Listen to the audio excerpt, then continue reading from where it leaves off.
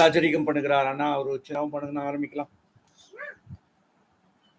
கிருபையும் இரக்கமுள்ள நல்ல தகப்பனையும் நன்றியோடு ஸ்தோத்திரிக்கிறேன். என் தேவன் என் நல்லவரும் வல்லவருமா இருக்கிறபடினால ஸ்தோத்திரம். வந்தவர்கள் ஒவ்வொருவரும் வார்த்தை நிமித்தம் பலப்பட்டு கேட்கிற காதுகள் பலனடைந்து ஆவியாத்ம சரீரத்தில் கிருபையும் இரக்கமும் பெற்றவர்களாய் அநேக காரியங்களை செய்யக்கூடியவர்களாய் தேவனே ஒரு வார்த்தைகளை காலூடு நிற்கக்கூடியவர்களாய் வழிநடத்துகிறார். ஆசீர்வதியும் காட்சி இயேசு கிறிஸ்து நாமத்தினாலே ஆமென். ஆமென். ஒரு பாட்டு பாடலாம், ஒரு பாடல் பாடலாம். பாடல் பாடிட்டு பாடுறோம். நான் விசேஷித்தவன் ராஜா நான் அதை தினம் யோசிப்பவன். தேவா நான் எதினால் விசேஷித்தவன். ராஜா நான் அதை தினம் யோசிப்பவன். எதினால் என்னோடு வருவதினா, எதினால் இது எதினால் என்னோடு வருவதினா. மேகஸ்தம்பம் மேலிருந்து பாதுகாக்குது, பாதை காட்ட பாதலெல்லாம் கூட செல்லுது. மேகஸ்தம்பம் மேலிருந்து பாதுகாக்குது, பாதை காட்ட பாதலெல்லாம் கூட செல்லுது. அன்பான தேவன் என்னோடு வருவார், அது போதும் என் வாழ்விலே. அன்பான தேவன் என்னோடு வருவார், அது போதும் என் வாழ்விலே. தேவா நான் எதினால் விசேஷித்தவன். ராஜா நான் அதை தினம் யோசிப்பவன். தேவா நான் எதினால் விசேஷித்தவன். ராஜா நான் அதை தினம் யோசிப்பவன். எதினால் என்னோடு வருவதினால், எதினால் எதினால் என்னோடு வருவதினால். தாகம் கொண்ட தெய்வ ஜனம் வானம் பாக்குது, ஆவல் கொண்ட கண்மலையும் கூட செல்லுது. தாகம் கொண்ட தெய்வ ஜனம் வானம் பாக்குது, ஆவல் கொண்ட கண்மலையும் கூட செல்லுது. என் ஏக்கமெல்லாம் என் தேவன் தீர்ப்பார், சந்தோஷம் நான் காணுவேன். என் ஏக்கமெல்லாம் என் தேவன் தீர்ப்பார், சந்தோஷம் நான் காணுவேன். தேவா நான் எதினால் விசேஷித்தவன். ராஜா நான் அதை தினம் யோசிப்பவன். தேவா நான் எதினால் விசேஷித்தவன். ராஜா நான் அதை தினம் யோசிப்பவன். எதினால் இது எதினால் என்னோடு வருவதினால், எதினால் இது எதினால் நீ என்னோடு வருவதினால். ஹல்லேலூயா. நேற்றைய நாளின் ஒரு சின்ன மீள் பார்வை ஒன்று பண்ணலாம். ஒரு ரீகேப், ஷார்ட் ரீகேப். ஓகே, நேற்றுக்கு 1 மணி நேரம் 52 நிமிஷம். இந்த செகண்ட் 52 மினிட்ஸ் எப்படி போச்சுன்னே தெரியல அப்படின்னு சொன்னீங்க நீங்களா. It was very good. ஆவியானவர் அப்படியே இன்னைக்கு நடத்துவாராக.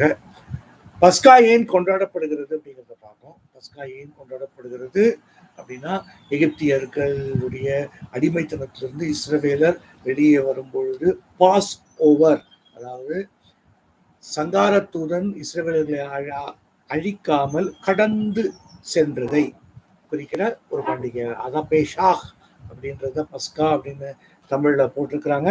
பேஷாக் அப்படின்னா கடந்து போகுதல் அப்படின்ற அர்த்தம்.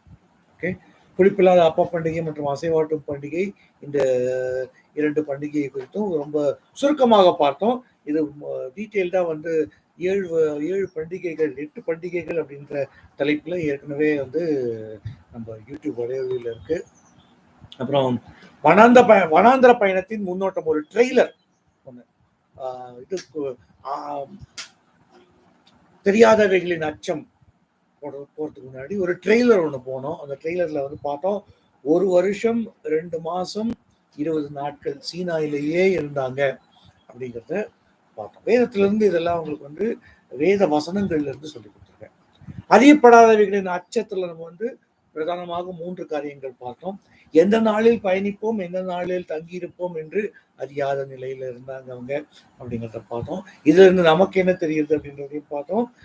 தேவன் நம்மை உயர்த்தும் வரை நாம் அவருடைய பலத்த கைக்குள் அடங்கி இருப்பதே சரியானது அப்படிங்கிறத பார்த்தோம். அப்புறம் தங்கும் இடம் எப்படிப்பட்ட இடம் என்று அறியாமை, எப்படி எங்க எப்படி என்ன நடக்கும் ஏது நடக்கும் அப்படின்னு தெரியாத ஒரு நிலைமையில அவங்க பயணித்தார்கள். அந்த இடத்தை தேடி காண்பிப்பதற்காக எங்கே உடன்படிக்கை பெட்டி முன்னே சென்றது அப்படின்றத பார்த்தோம். உடன்படிக்கை பெட்டின்றது அது உடன்படிக்கை பெட்டி கிடையாது பர்சே. அது மெட்டபாரிக்கல் ஓமையாக கர்த்தராகிய இயேசு கிறிஸ்து போனதை தான் காண்பிக்கிறது அப்படிங்கிறது நேற்று உங்களுக்கு மெட்டபாரிக்கல் இதையும் சொன்னது. ஓகே, அடுத்தது எதிர்மறையான காரியங்களில் கர்த்தர் நமக்கு கொடுக்கும் பாதுகாப்பு அப்படிங்கிறதுல சங்கீதம் 91 வர்ற எதிர்மறையான காரியங்கள் பார்த்தோம். அந்த காரியங்கள்ல கர்த்தர் எப்படி நமக்கு பாதுகாப்பு கொடுக்குறாரு, நமக்கு அந்த இருளில் வரும் சங்காரம்னா என்ன, பகலில் வரும் பயங்கரம்னா என்ன அப்படின்றதெல்லாம் கொஞ்சம் டீட்டெயிலாக பார்த்தோம். ஓகே, அப்புறம் கீழ்ப்படியாமையால் வரும் கொள்ளி வாய்ப்பு சர்ப்பங்கள். நாம் எப்பவும் இயேசுக்கு உயர்த்தப்பட்ட இயேசு கிறிஸ்துவையே நோக்கி கொண்டிருக்கணும் அப்படிங்கிறத பார்த்தோம். பாருங்க, நேற்றுக்கு நடத்தினது முழுக்க எக்ஸாக்டா 7 நிமிஷத்துலயும் முடிக்க முடியும். 1 மணி நேரம் 52 நிமிஷத்துலயும் முடிக்க முடியும், 7 நிமிஷத்துலயும் முடிக்க முடியும். ஓகே, ஸோ உங்களுக்கு எப்படி தேவையோ அப்படி ஆண்டவர் கொடுக்குறாரு. ஓகே, இன்னைக்கு நம்ம பார்க்க போற தலைப்பு என்னை பொறுத்த வரைக்கும் ரொம்ப ரொம்ப லைட் சப்ஜெக்ட். இது ஓகே, ரொம்ப லைட் சப்ஜெக்ட். நேற்றுக்கு கொஞ்சம் ஹெவியா இருந்தது, இன்னைக்கு ரொம்ப லைட் சப்ஜெக்ட். அக்னி ஸ்தம்பம், மேக ஸ்தம்பம். இது அக்னி ஸ்தம்பம் மேக ஸ்தம்பம்ன்றத நீங்க அக்னி ஸ்தம்பம் அப்படின்னு நீங்க இதுல நீங்க வச்சுக்கிற ஆப்ல எல்லாம் சர்ச் பண்ணீங்கன்னா 4 இல்ல 5 வசனம் தான் வரும். எவ்வளவு வசனம் வரும்? 4 இல்ல 5 வசனம் தான் வரும். ஓகே, ஸோ இன்னைக்கு ப்ரிப்பேர் பண்றது ரொம்ப லைட் அப்படின்னு எனக்கு மனசுப்படுது. உங்களுக்கு எவ்வளவு ஹெவியா இருக்குன்றது நீங்க சொல்லுங்க. ஓகே, சரி. அக்னி ஸ்தம்பம் மேக ஸ்தம்பம் ஏன், எதற்காக அக்னி ஸ்தம்பம் மேக ஸ்தம்பம் வந்தது? இந்த புரிதல் இல்லை அப்படின்னா அக்னி ஸ்தம்பம் மேக ஸ்தம்பம் அப்படின்றத நம்ம ஒழுங்காக புரிந்து கொள்ள முடியாது. ஏன் அக்னி ஸ்தம்பம் மேக ஸ்தம்பமாக? காலையில் அக்னி ஸ்தம்பமாகவும் மாலையில் மேகஸ்தம்பமாகவும் வரவில்லை ஆண்டவர். காலையில் மேகஸ்தம்பமாகவும் இரவில் அக்னி ஸ்தம்பமாகவும் வந்தார். ஓகே, அக்னி ஸ்தம்பம் வந்தது எப்போ? இரவுல. மேகஸ்தம்பம் வந்தது காலையில. ஓகே, ஏன் அப்படின்றது இந்த புரிதல் இல்லை அப்படின்னா அக்னி ஸ்தம்பத்தையும் மேகஸ்தம்பத்தையும் வெறும் ஞான அர்த்தத்துல மட்டுமே பார்க்கிற ஒரு குறுகிய வட்டத்துக்குள்ள போயிடுவீங்க. இது புரிதல் இருக்கணும்ன்றதுக்காக தான் இதை கர்த்தர் எடுத்துட்டு வர வச்சிருக்காரு. ஓகே, வனாந்திரம் அப்படின்னு அங்க சொல்லப்படுவது எல்லாமே ஹார்ஷ் டெசர்ட், பாலைவனம். ஓகே, பாலைவனம். ஓகே, வனாந்திரம்னு சொல்றது எல்லாமே பாலைவனம். தூய தமிழ்ல வர்ற ரோமன் கத்தோலிக் பைபிள் பார்த்தீங்கன்னா சீனாய் பாலைவனம் தான் இருக்கும். ஓகே, வனாந்திரம் எல்லாமே. இங்கிலீஷ்ல பாத்தீங்க அப்படின்னா சைனாய் டெசர்ட். இன்னைக்கும் நீங்க கூகுள்ல போய் தேடி பார்க்கலாம், சைனாய் டெசர்ட் டெம்பரேச்சர்ஸ்னு போட்டு பாருங்க, டெசர்ட் டெம்பரேச்சர்ஸ் தான் இருக்கும். ஓகே, பாலைவனத்துல ஏன் மண்ணு ஜாஸ்தியா இருக்கு அப்படின்றது சயின்டிபிக்கா பாத்தீங்க அப்படின்னா எக்ஸ்ட்ரீம் டெம்பரேச்சர்ஸ். ஒரே நாள்ல 60 டிகிரி சென்டிகிரேடும் இருக்கும், 5 டிகிரி சென்டிகிரேடும் இருக்கும். ஒரே நாள்ல பகல்ல கொளுத்தும், நைட் ஆனா குளிரும். நைட் ஆனா நீங்க கோட் போடாம இது போடாம இருக்க முடியாது, மிகவும் குளிராக இருக்கும். சைனாய் டெசர்ட் மட்டும் நான் கொஞ்சம் ஆராய்ச்சி செஞ்சேன். ஓகேவா, 10 டிகிரி டு 53 டிகிரி போகுமா சைனாய் டெசர்ட்ல. சீனாய் மட்டும். சீனாய் ரொம்ப ரொம்ப ரொம்ப ரொம்ப கம்மியான ஒரு கம்மியான பிரதேசம் அங்க. இடம் இடத்துல அவர்கள் மேக்சிமம் நடந்தது அரேபியா பாலைவனம் மூலமாக. உங்களுடைய பைபிள்ல கடைசியில இருக்கும் பாருங்க, அவர்கள் போன இடங்கள் அப்படின்னு சொல்லிட்டு இருக்கோம். அரேபியா பெனின்சுலாவை சுத்தி போயிருப்பாங்க.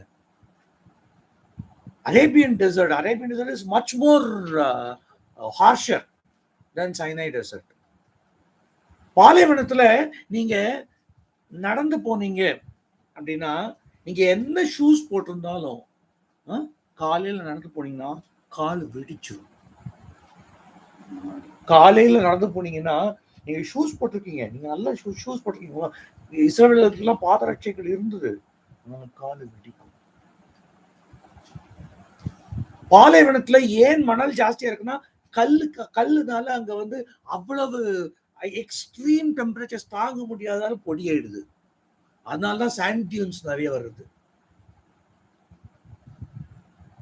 ஒரு மனுஷனால அங்க இருக்க முடியுமா அப்படின்னா, அதற்கு ஏற்ற அங்க அக்ளைமேட்டைஸ் ஆன, அங்க போய் பழகினவங்களுக்கு. இப்போ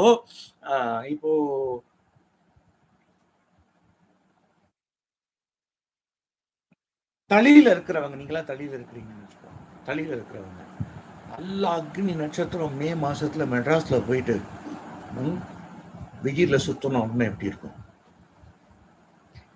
முடியாது. அதே மெட்ராஸ்லயே பிறந்து வளர்ந்த என்னால முடியும். மெட்ராஸ்லயே பிறந்து வளர்ந்தவன் நான், என்னால முடியும். ஜீவாவால கூட ஓரளவு முடியும், ஏன்னா 3 வருஷம் 4 வருஷம் இருந்திருக்கிறான். இவராலையும் முடியும். இவர் வந்து வளர்ந்ததெல்லாம் பிறந்து வளர்ந்தது மெட்ராஸ்ல. அதே தளியில பிறந்து வளர்ந்தவங்களுக்கு அந்த சூடு தாங்காது, அவங்களால தாக்க முடியாது. அதே அவங்க போய் ஒரு 4-5 வருஷம் அங்க இருந்துச்சாங்க அப்படின்னா மேனேஜ் பண்ண முடியும். ஆனா இவர்கள் இஸ்ரவேலர்கள் அங்க சீனாய் வனாந்தரத்துல 1 வருஷம் இருந்தாங்க. அதுக்கப்புறமா 1 நாள் இருக்க போறாங்களா, 2 நாள் இருக்க போறாங்களா, 1 வருஷம் இருக்க போறாங்களா தெரியாது. அதை நேத்திக்கு பார்த்தோம். எப்ப கிளம்பணும் எப்ப தங்கணும்ன்ற அந்த இது அவங்களுக்கு தெரியாது. மேகம் எப்பெல்லாம் எழுப்பிச்சோ அப்ப கிளம்பணும். புரியுதா? சோ இந்த நிலைமையில இமேஜின் பண்ணுங்க, உங்க கண்களை மூடி இமேஜின் பண்ணுங்க, ஒரு 25 லட்சம் ஜனம் போயிட்டு இருக்கிறாங்க. அதுவும் ஒரு ஆர்மி மாதிரி போயிட்டு இருக்கிறாங்க. எவ்வளவு பெரிய, அதாவது இவன் சொல்றான், பாலாக் சொல்றான், வீலையாம பார்த்துட்டு பாலாக் சொல்றான், வெளியின் மேல் மாடு இருக்கிறது போல பரவி இருக்கிறாங்க, புல்வெளியின் மேல மாடு எப்படி பரவி இருக்கும் அப்படி பரவி இருக்கிறாங்க அப்படின்னு சொல்றான் பாலன் இஸ்ரவேலர்களை பார்த்து. அவ்வளவு பெரிய ஜனம். அவங்களுக்கு ஒரு காலையில குடை மாதிரி மேகம், அந்த ஹீட் அவங்களை தாக்க கூடாதுன்னு மேகம். இரவுல அவங்களுக்கு அந்த குளிர் வந்து அதிகப்படியான அந்த குளிர் வந்து அவங்களை அஃபெக்ட் பண்ணக்கூடாது அப்படிங்கிறதுக்காக கதகதப்பா அக்னி. நீங்க கண்ணை மூடி பாத்தீங்கன்னா ஸ்தம்பம் அப்படின்றது வந்து ஏதோ ஒரு சின்ன பில்லர் அப்படின்னு நினைச்சிட்டு இருப்பீங்க. இல்லைங்க, அந்த 30 லட்சம் பேருக்கு குடை மாதிரி இருந்தது. அது 30 லட்சம் பேரோட அப்படியே டிராவல் பண்ணிச்சு, அவர்களை விட்டு விலகவில்லைன்னு சொல்லுது. படிப்போம், அந்த வசனங்கள்லாம் படிப்போம். நம்ம வசனங்கள்லாம் நம்ம படிப்போம். படிக்கிற போது ஆச்சரியமாக இருக்கும். உபாகமம் 1:1 படிங்க. உபாகமம் 1:1 நேத்திக்கும் படிச்சோம் இந்த வசனம். உபாகமம் 1:1 படிங்க. சேயீர் மலை வழியாய் ஓரேபுக்கு 11 நாள் பிரயாணம் தூரத்தில் உள்ள காதேஸ் பர்னேயாவிலிருந்து சூப்புக்கு எதிராகவும் பாரானுக்கும் செப்பேலுக்கும் லாபானுக்கும் அஸ்ரோத்துக்கும் இசகாப்புக்கும் நடுவாகவும் இருக்கிற யோர்தானுக்கும் இக்கரையான வனாந்தரத்தின் எல்லாமே வனாந்தரம் தான், சமமான வெளியிலே போதும் பாருங்க.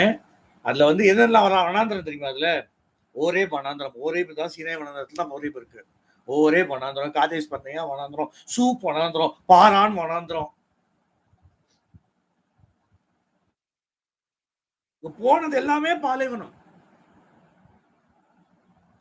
உங்க வாழ்க்கையில நீங்க யாராவது உங்களுக்கு செழிப்பின் உபதேசம் பண்ணாங்க, யூ வில் பி ப்ராஸ்பரஸ் அப்படின்னாங்கன்னா, ஃபர்ஸ்ட் திங் நீங்க சொல்ல வேண்டியது, நான் பரலோகத்தை நோக்கிய திருப்பயணத்தில் நான் இருக்கிறேன். நான் எங்க இருக்கேன்? யாத்திரை பண்ணிக்கிட்டு இருக்கிறேன். நான் வனாந்திர வாழ்க்கை வாழ்ந்து கொண்டிருக்கிறேன். எனக்கு தேவைகள் சந்திக்கப்படுமா? ஆமா, சந்திக்கப்படும். அதுக்கு மிஞ்சினது எனக்கு தேவையில்லை. அதுக்கு மிஞ்சின செழிப்பின் உபதேசத்தை என்கிட்ட எடுத்துட்டு வராதீங்க அப்படின்னு சொல்லுங்க. அவங்க செழிப்பின் உபதேசகர்களும் கர்த்தராகிய இயேசு கிறிஸ்து நீங்கள் ஐஸ்வர்யவான் ஆகும்படி தன்னைத்தானே தரித்திரராக்கினார்னு சொல்லுவாங்க. வேதத்துல இருந்து எடுத்துட்டு வருவாங்க.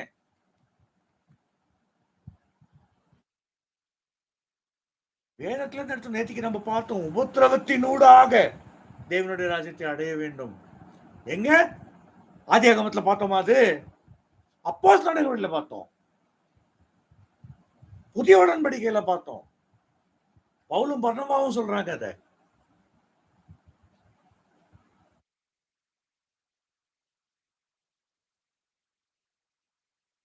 வனாந்திர வாழ்க்கையில நம்ம வனாந்திர வாழ்க்கையில இருக்கிறோம் அப்படின்ற அந்த எண்ணம் எல்லா நாளும் இப்போ இல்லையே பிரதர். எனக்கு நல்ல வேலை கொடுத்துருக்கிறாரு கர்த்தர், நான் நல்ல செட்டில் ஆயிட்டேன், வெல் செட்டில்டு. நானு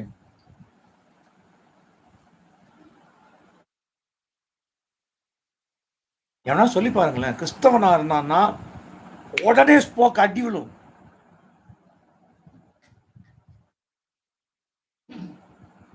நீ அந்த வேலையை நம்பி இருக்கக்கூடாது, நீ என்ன நம்பி இருக்கணும் அப்படிம்பாரு. You are not dependent on work அப்படிம்பாரு.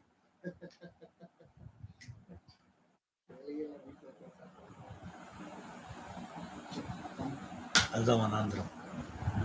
வனாந்திர வாழ்க்கை கிறிஸ்தவர்களாக, நான் கிறிஸ்தவன், நான் ஞானஸ்நானம் பெற்றவன், கர்த்தரோடு உயிர்த்து எழுந்தவன் அப்படின்னு சொல்ற ஒரு கிறிஸ்தவரும் வனாந்திர வாழ்க்கையில் இருக்கிறீர்கள். புரிஞ்சுக்கங்க. உங்களுக்கான செழிப்பு வருமா? நிச்சயம் வரும். எங்க அப்படின்னா பரலோகத்துல வரும். வெளிப்படுத்தின விசேஷத்துல எருசலேமுடைய டைமென்ஷன்ஸ் போட்டிருக்கு, கொஞ்சம் படிச்சு பாருங்க. 144 அடி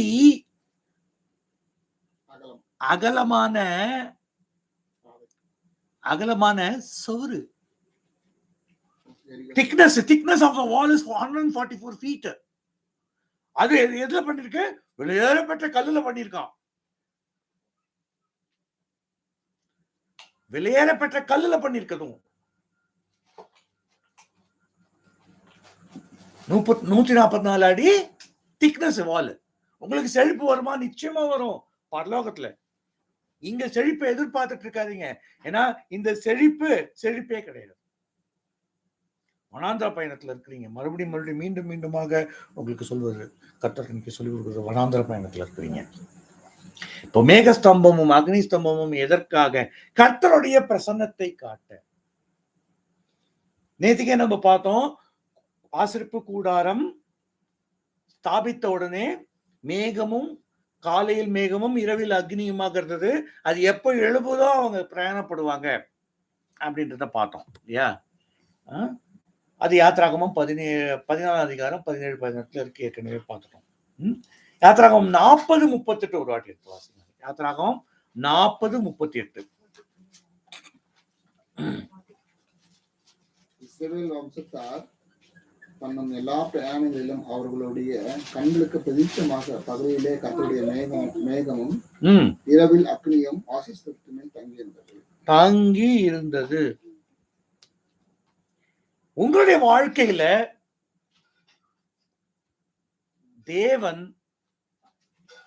தேவனுடைய பிரசன்னம் எப்பொழுதும் தங்கி இருக்க வேண்டும்.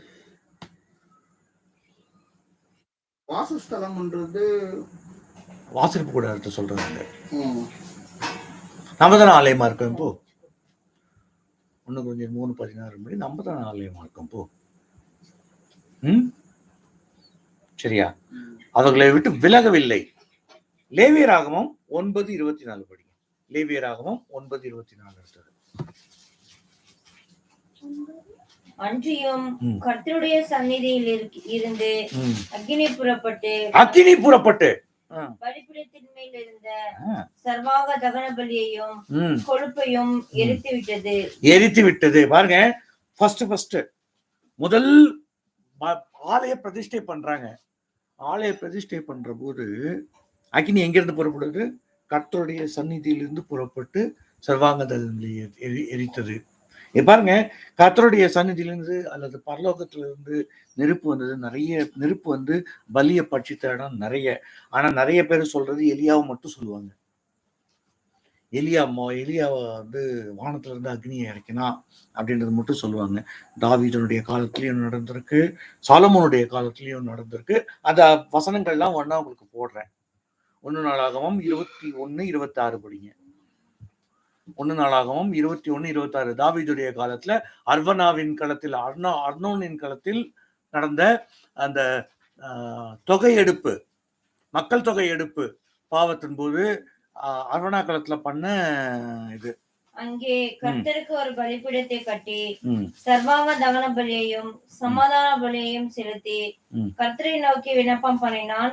அப்பொழுது அவர் வானத்தில் இருந்து சர்வாங்க தகன பலிபீடத்தின் மேல் இறங்கின அக்கினியினாலே அவனுக்கு மறு உத்தரவு கொடுத்ததும் அல்லாமல் போதும் எங்க இருந்து வந்தது?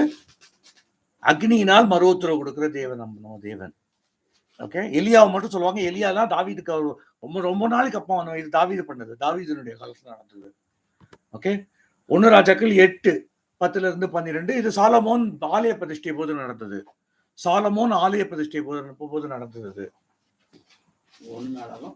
1 ராஜாக்கள் 8:10-12. அப்பொழுது ஆசாரியர்கள் பரிசுத்த ஸ்தலத்திலிருந்து புறப்படுகையில் மேகமானது கர்த்தருடைய ஆலயத்தை நிரப்பிற்று. மேகம் நிரப்பிற்று. பாருங்க, மேக ஸ்தம்பத்துக்கு மேகம் வருதாங்க. மேகத்தின் நிமித்தம் ஆசாரியர்கள் ஊழியம் செய்கிறதற்கு நிற்க கூடாமல் போயிற்று. கர்த்தருடைய மகிமை கர்த்தருடைய ஆலயத்தை நிரப்பிற்று. அப்பொழுது சாலமோன் காரிலே வாசம் பண்ணுவேன் என்று கர்த்தர் சொன்னார் என்றும் தேவரீர் வாசம் பண்ணத்தக்க வீடும் போதும். 2 நாளாகமம் 7:13 படிங்க. அடுத்தது 2 நாளாகமம் அதே நான் மழை இல்லாதபடிக்கு வானத்தை அடைத்து அல்லது 7:13 2 நாளாகமம். ஆமா, 7:13 தான். வானத்தை அடைத்து வானத்தை அடைத்து அல்லது தேசத்தை அழிக்க வெட்டி கிளிகளுக்கு கட்டளையிட்டு அல்லது ஜனத்திற்கு தப்பா இருக்கு அது கீழே இருக்கு.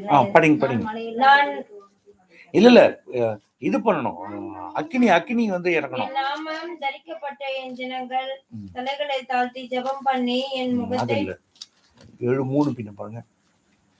அக்கினி 7:1-3 கர்த்தருடைய மகிமை கர்த்தருடைய ஆலயத்தை நிரப்பினதினால் ஆசாரியர்கள் கர்த்தருடைய ஆலயத்துக்குள் பிரவேசிக்க கூடாது இருந்தது. இது சாலமோனுடைய டைம்ல 7:1-3 தான் 13 இருக்கு. தப்பா வந்திருக்கு. 7:1 படிங்க. சாலமோன் ஜெபம் பண்ணி முடிக்கிற போது அக்கினி வானத்தில் இருந்து இறங்கி. எங்க இருந்து இறங்கி? வானத்தில் இருந்து.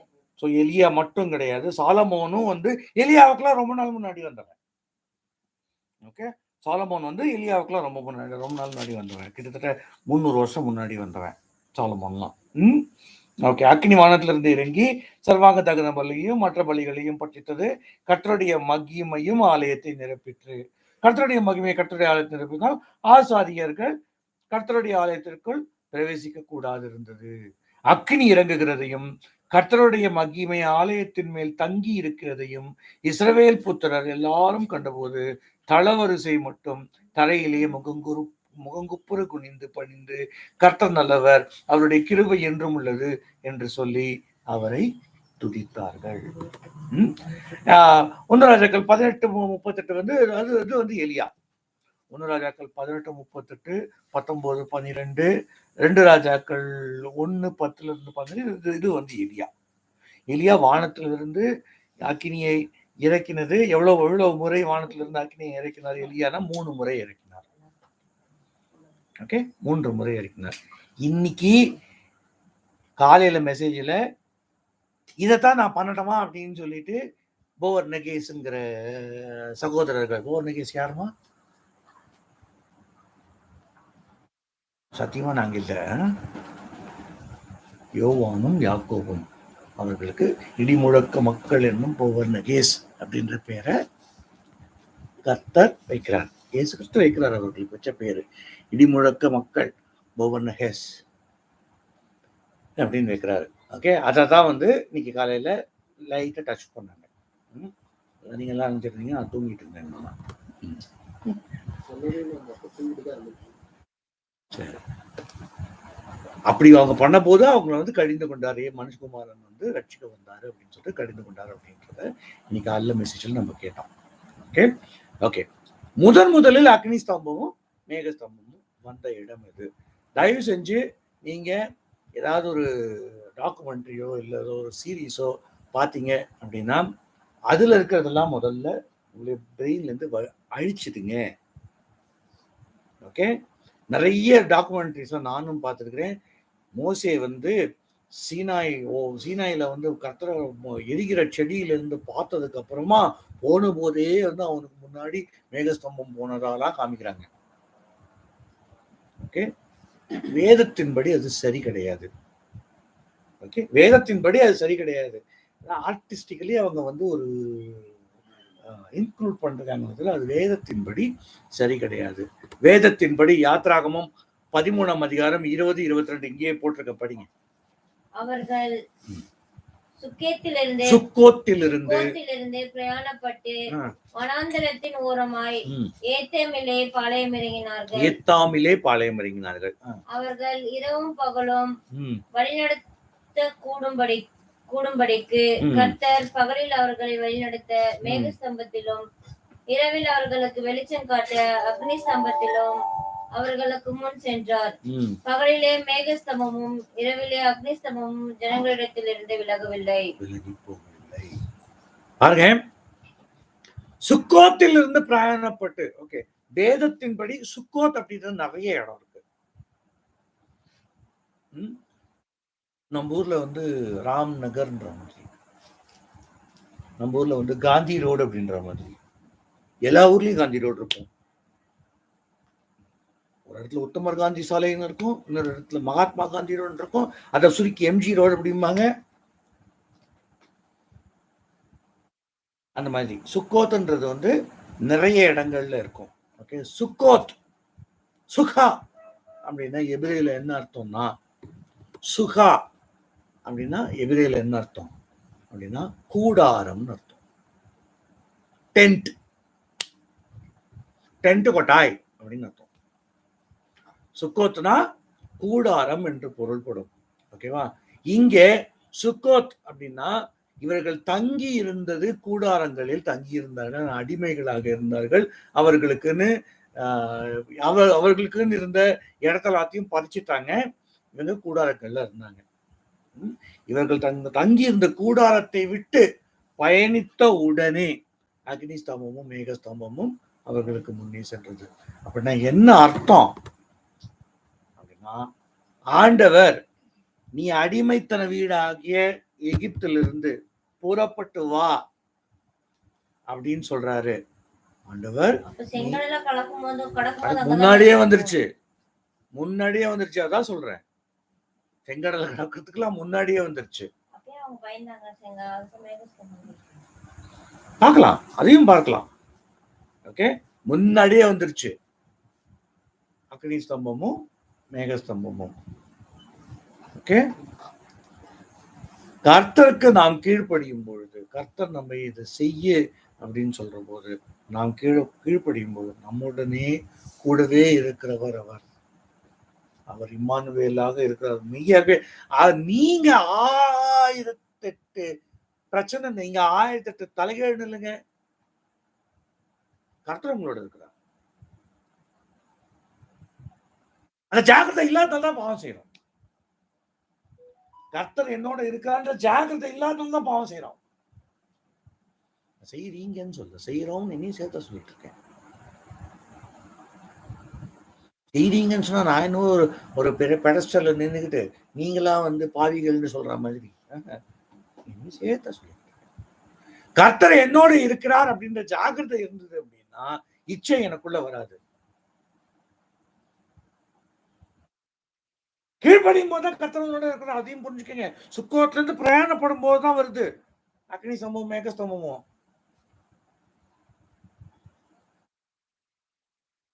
உலகத்தில் உங்களை எரிக்க எக்ஸ்ட்ரீமிட்டிஸ் பயங்கரங்கள் இருக்கும். ஆனா கர்த்தர் உங்களோட இருப்பார், நீங்க கீழ்ப்படியாது. அந்த ஜாகிரதை உங்களுக்குள்ள இருக்கணும். நம்முடைய வேலை கீழ்ப்படியறது மட்டுமே. ஆனா கர்த்தருடைய பாதுகாப்பு என்ன சொன்ன 60 degrees and 5 degrees உங்களை எரிக்கவோ அல்லது உங்களை உறைவிக்கவோ கூடிய விஷயங்கள் உங்களுடைய வாழ்க்கையிலும் வரும். உங்களை எரிக்கவோ உங்களை உறைவிக்கவோ பார்த்து ஸ்தம்பிச்சு போயிட்டேன் நானு அப்படின்ற எவ்வளவு விஷயங்கள் இருக்கு உங்களுடைய வாழ்க்கையில. அப்படியே மறைச்சு போயிட்டேன் நானு. ஏப்பா இவ்வளோ வருஷா அப்படின்னு நீங்க வாயை பொழுக்கிற விஷயங்கள் வரும் உலகத்துல, உங்களுடைய பயணத்துல. புரிஞ்சுக்கங்க, கர்த்தர் உங்களுக்கு பாதுகாப்பா இருக்கிறாரு. கர்த்தர் இங்க என்னவா இருக்கிறாரு? பாதுகாப்பா இருக்கிறாரு. அதுவும் விளைவிக்கிற போது அக்னி ஸ்தம்பமாக உங்களுக்குள்ள வந்து அப்படியே வந்து ஜிவு ஜிவு ஜிவு ஜிவு ஜிவு ஜிவுன்னு எரியும். கர்த்தருடைய சமூகத்துக்கு போய் நீங்க வந்து இது பண்ணி பாருங்க. வெளியில எல்லாம் வந்து நடுங்கிட்டு இருப்பாங்க குளிர்ல, உங்களுக்கு அப்படியே ஜிவு ஜிவு ஜிவு ஜிவு ஜிவுன்னு இருக்கும். இருக்கிற சட்டை பண்ணிலாம் கழட்டி போடணும்னு தோணும் எனக்குலாம் கர்த்தருடைய சமூகத்துக்கு போகும்போது. அப்படி அப்படியே அக்கினி மயமாக இருக்கும். வெளியில் இருக்கலாம் குளிருது அப்படின்னு சொல்லிட்டு ஸ்வெட்டர் போட்டுட்டு இருப்பாங்க.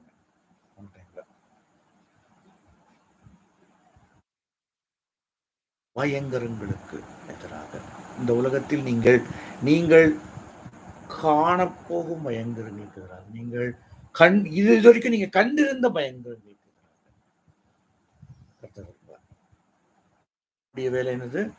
கீழ்ப்படிதல் மட்டுமே. காணக்கூடிய பாதுகாப்பு. அடுத்தது வந்து அக்னி ஸ்தம்பம் என்ன பண்ணுது? காணக்கூடிய பாதுகாப்பு கொடுக்குது. இது வெறும் எக்ஸ்ட்ரீமிட்டிஸ் ஆஃப் நேச்சர் மட்டுமல்ல. அதாவது உங்களுடைய வாழ்க்கையில் மற்றவர்களும் பாதிக்கப்பட்டார்கள் இல்லையா? அதே இதனால்தான் அங்க பெடோயின்ஸ் அப்படின்ற இனம் இருந்தது. அந்த இனத்தவரும் வந்து இதே எக்ஸ்ட்ரீம் டெம்பரேச்சர்ஸால பாதிக்கப்பட்டவங்க தான். மற்றவர்களும் பாதிக்கப்பட்டார்கள் அதுல. ஆனா இவங்களுக்கு மட்டும் பாதுகாப்பு கிடைச்சது. ஆனா காணக்கூடிய இன்னொரு பாதுகாப்பு தான் வந்து பார்வோன் இடத்துல இருந்து கிடைச்சது. கேட்டாங்களே இப்போ வந்தது யாத்திராகமம் 14:17-20 போட்டிருக்கேன், இதுலயே படிங்க. எகிப்தியர் உங்களை பின்தொடர்ந்து வரும்படி நான் அவர்கள் இருதயத்தை கடினப்படுத்தி பார்வோனாலும் அவன் ரதங்கள் குதிரை வீரர் முதலாகிய அவனுடைய எல்லா இராணுவத்தாலும் மகிமைப்படுவேன். இப்படி நான் பார்வோனாலும் அவன் ரதங்களாலும் அவன் குதிரை வீரராலும் மகிமைப்படும் போது நானே கர்த்தர் என்பதை எகிப்தியர் அறிவார்கள் என்றார். அப்பொழுது இஸ்ரவேலின் சேனைக்கு முன்பாக நடந்த தேவதூதனானவர் விலகி அவர்களுக்கு பின்னாக நடந்தார். அவர்களுக்கு முன்னிருந்த மேகஸ்தம்பம் விலகி அவர்கள் பின்னே நின்றது. அதை எகிப்தியரின் சேனையும் இஸ்ரவேலின் சேனையும் ராம் முழுவதும் ஒன்றோடு ஒன்று சேராதபடி அவர்கள் நடுவில் சேனைகள் நடுவில் வந்தது. எகிப்தியருக்கு அது மேகமும் அந்தகாரமாய் இருந்தது, இஸ்ரவேலுக்கு அது இரவை வெளிச்சமாக்கிற்று. இதுல காணக்கூடிய பாதுகாப்பு எப்படிப்பட்ட பாதுகாப்பு தெரியுமா? எனக்கு அடிமைகளாக இருந்து வேலை செஞ்ச 30 லட்சம் பேர் காணோம், திடீர்னு காலியா இருக்குது. ஐயோ நாளைக்கு 10 பாத்திரத்துக்கு ஆள் இல்ல, நாளைக்கு சோறு பொங்கி போட ஆள் இல்ல, நாளைக்கு எனக்கு கால் அனுப்பி கூட ஆள் இல்ல, நாளைக்கு நகரத்தை கட்டுறதுக்கு அடிமைகள் இல்ல, செங்கல் இருக்கிறதுக்கு அடிமைகள் இல்ல. ஃபர்ஸ்ட் சொன்னது எல்லாம் வந்து பெண்கள் பண்ணது, இப்ப சொல்றது வந்து ஆண்கள் பண்றது. ஆண்கள் பண்றது கல்தச்சர்கள் காணோம், எல்லாம் ஓடிவிட்டாங்க. நான் எப்படி அலெக்சாண்ட்ரியாவை கட்டுறது, நான் எப்படி ஈலியா போலீஸ கட்டுறது?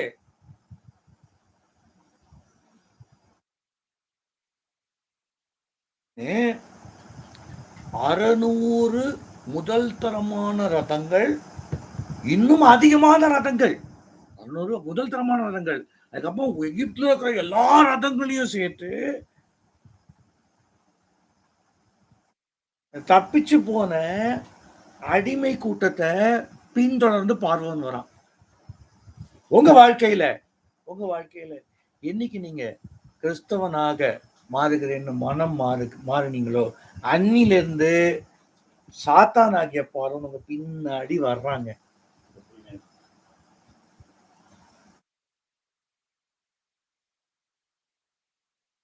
பின்னாடி வர்றான்.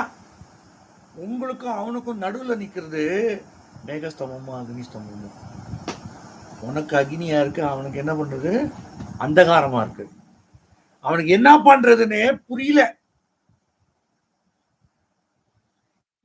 இந்த அனுபவம் கிறிஸ்தவர்களுக்கு சத்தியமா வரணும். அவனுக்கு என்ன பண்றதுன்னு புரியல, குழம்பி போவான் சாத்தான். உங்களுக்கோ அக்னி பாதுகாப்பு இருக்கும். நிறைய இதுவும் வந்து நீங்க வந்து இதுல பார்ப்பீங்க, மேகஸ்தம்பம் அக்னி ஸ்தம்பம்னு ஒண்ணு ஒரு சின்ன இடத்துல லைட்டா அக்னி நின்ன மாதிரியும் அந்த குதிரைகள் வர முடியாத மாதிரியும் இருக்கு. இல்ல, மைல் கணக்குல நிச்சயம் அக்னி ஸ்தம்பமும் மேகஸ்தம்பமும் 10-15 மைல் கணக்குல அக்னி ஸ்தம்பமும் மேகஸ்தம்பமும் நிக்குது. யாருக்கும் நடுவுல? எகிப்திய சேனைக்கும் இஸ்ரவேல் சேனைக்கும் நடுவுல. ஒரே இடத்துல நின்னா சுத்திட்டு வர தெரியாதா அவங்களுக்கு? அது தெரியுமா தெரியாதா? அவங்க நின்னது ஒரு பெனின்சுலா அப்படின்னு சொல்ற தீபகற்பம். அந்த தீபகற்பத்தை முழுவதுமாக விளைத்திருந்தது அக்னிஸ்தம்பமும் மேகஸ்தம்பமும். கல்ஃப் ஆஃப் அகாபா அப்படின்ற இடத்துலதான் செங்கடலை கடந்தார்கள். Gulf of Acaba. இப்போ என்ன இருக்கு? Gulf of Aqaba. செங்கடலை கடந்தது அங்குதான். கல்ஃப் ஆஃப் அகாபா எங்க இருக்குன்னு போய் பாருங்க. அது ஒரு தீபகற்பம், சீனாய் தீபகற்பம்.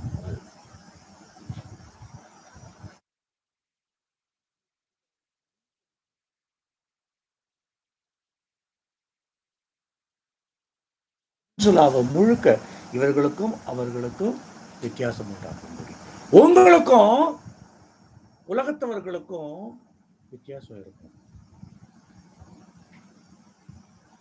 பெரிய வித்தியாசம் என்ன தெரியுமா? நாளைக்கு என்ன செய்ய போறேன்னு தெரியாம அவங்க தவிச்சிட்டு இருப்பாங்க. நாளைய குறித்து நீங்க கவலைப்பட மாட்டீங்க. Big difference. ஏன் சொல்லிட்டாரு? நாளை அது பாடு, அது நாளைக்கு போதும். இன்னைக்கு நான் ஜாலியா இருக்கிறேன். இன்னைக்கு எனக்கு கத்த சாப்பாடு கொடுத்தா சூப்பர் ஜாலி.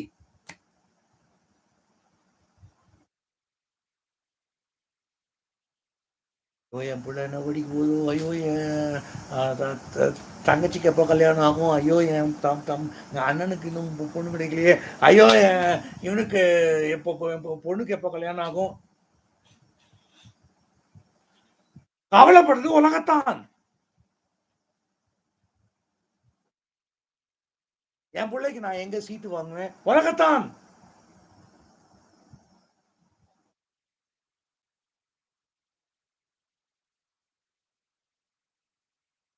கிறிஸ்தவனா இருந்தா அப்போ தலைக்கு மேல ஒரு கூரை இருக்குது, இன்னும் என்னப்பா எனக்கு ஜாலி.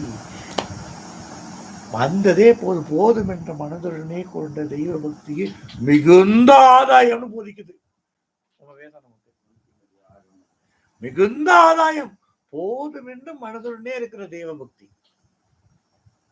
அதான் மிகுந்த ஆதாயம்னு போதிக்கிறது வேதம்.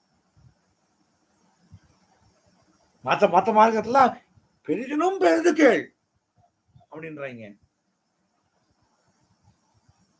எல்லாவற்றுக்கும் ஆசைப்படு அப்படின்றாங்க மற்ற மார்க்கத்துல தான். செழிப்பு உபதேசிகள் என்ன சொல்றாங்க? செழிப்பு உபதேசிகள், நீ ஏன்டா கஷ்டப்படணும், சிலுவையில ஏற்கனவே இயேசு கஷ்டப்பட்டாருடா அப்படின்னாங்க. நீ செழிப்பா இருக்கிறது தான் கர்த்தருடைய சித்தம்னு சொல்லுவாங்க செழிப்பு உபதேசிகள். கிறிஸ்தவர்கள் அவர்கள் தங்களை கிறிஸ்தவர்கள் என்று சொல்லிக் கொள்கிறார்கள். ஆனா நாளைக்கு குறித்த கவலை இல்லாதவங்க கிறிஸ்தவன். உங்களுக்கும் அவர்களுக்கு அந்தகாரம், நாளை என்பது அவர்களுக்கு என்ன வரப்போகிறதோ, வாட் வில் கம் டுமாரோ அப்படின்ற அந்த பயம் உங்களுக்கு இருக்கும், உங்களுக்கு இருக்காது. ஏன்? தெளிவா இருக்கீங்க நீங்க, வேதம் என்னும் அக்கினி உங்களோட இருக்கு. அதனால இயேசு கிறிஸ்துவனுடைய வார்த்தைகள் உங்களுடைய இறுதி பலகையில் இருக்கு. அதனால காணக்கூடிய பாதுகாப்பு, இதை விட உங்களுக்கு பாதுகாப்பு வேற எதுவுமே கிடையாதுங்க. கர்த்தராகிய இயேசு கிறிஸ்து வார்த்தையாக இருக்கிறார். இதுல எழுதப்பட்ட பாதுகாப்பை விட ஒரு பெரிய பாதுகாப்பு உங்களுக்கு கிடையாது.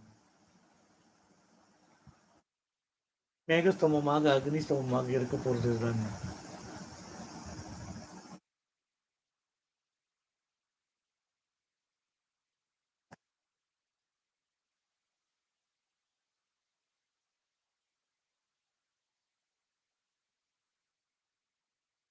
நியாயப்பிரமாணத்தை படிங்க. இந்த குற்றம் கொலை செஞ்சிரு, கொல்லப்பட கடவன், தகப்பனையும் தாயையும் தூஷித்தவனை கொன்று விடு. உலகத்துல பாதி பாப்புலேஷன் இருக்காது.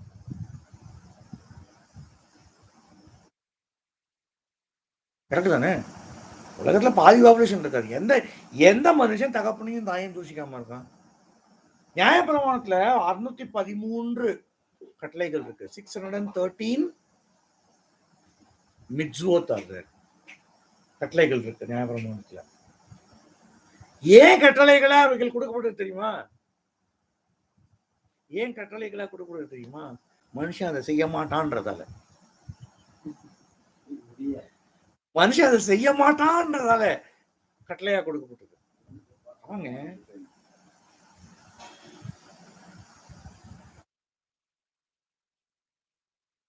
புதிய உடன்படிக்கையில சில கட்டளைகள் இருக்கு. சொந்த புருஷருக்கு கீழ்ப்படியுங்கள். மற்ற எல்லா ஆண்களுக்கும் கீழ்ப்படியும், சொந்த புருஷருக்கு கூட கீழ்ப்படியாது பொண்டாட்டி. அதனால கட்டளையா கொடுக்கப்பட்டிருக்கு. நான் சொல்லுங்க, அந்தபடியே புருஷர்களே உங்கள் மனைவியின் மேல் அன்பு கூறுங்கள். எல்லா உலகத்துல இருக்கிற சிஸ்டர் அப்படின்னு அன்பு கூறும். மனைவி வேச்சேப்பா அப்படிங்கும் மனைவின்னு ஒண்ணு. கிறிஸ்தவங்க இவங்கெல்லாம் கிறிஸ்தவங்க. உனக்கு என்ன தெரியும் அப்படின்னு மனைவியை கடிந்து கொள்ளும். அதே திருச்சி போயிட்டு சிஸ்டர் அப்படின்னு சொல்ல அன்பு வழியும். ஏய், மனைவி முதல்ல அன்பு கூறுடா. தன்னுடைய சொந்த சரீரத்தை வெறுத்தவன் இல்லையே அப்படின்னு சொல்லுதுல. அதே புதிய ஏற்பாட்டுல இருக்குது.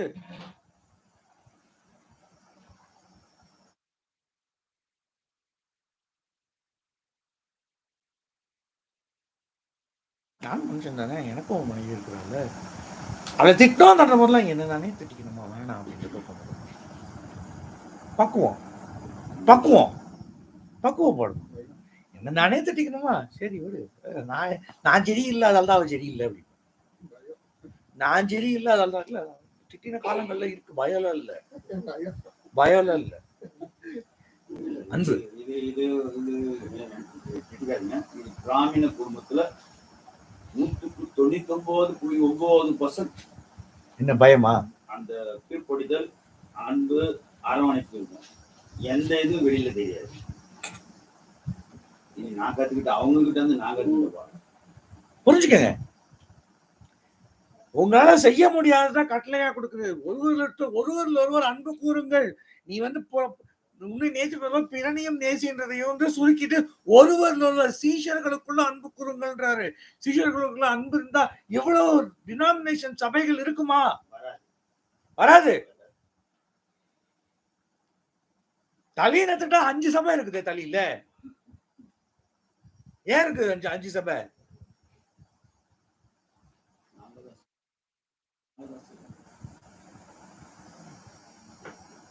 ஒருவர்ல ஒரு அன்பு கூறுங்கள். ஏன் சொன்னாரு? மாண்டி தர்ஸ்டே அன்னைக்கு சொல்றாருல்ல, சீஷர்களே நீங்க ஒருத்தர் அன்பு கூறுங்கள்டா அப்படிங்கிறாரு. நீங்க இப்பதான் நடக்குதுன்னு நினைச்சுக்காதீங்க. நான் பேதுருவை சேர்ந்தவனு, நான் கேவோவை சேர்ந்தவனு, நான் பவுலை சேர்ந்தவனு, நான் போலவை சேர்ந்த முதல் நூற்றாண்டுலயே ஆயிடுச்சு. முதல் நூற்றாண்டுலயே இந்த சண்டை வந்தாச்சு, டினாமினேஷன் சண்டை.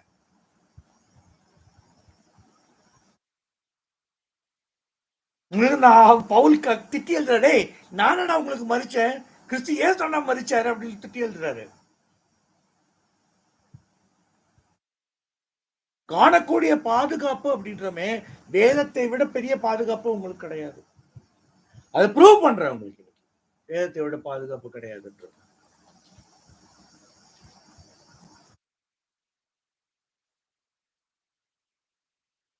எப்படி ப்ரூவ் பண்றேன்?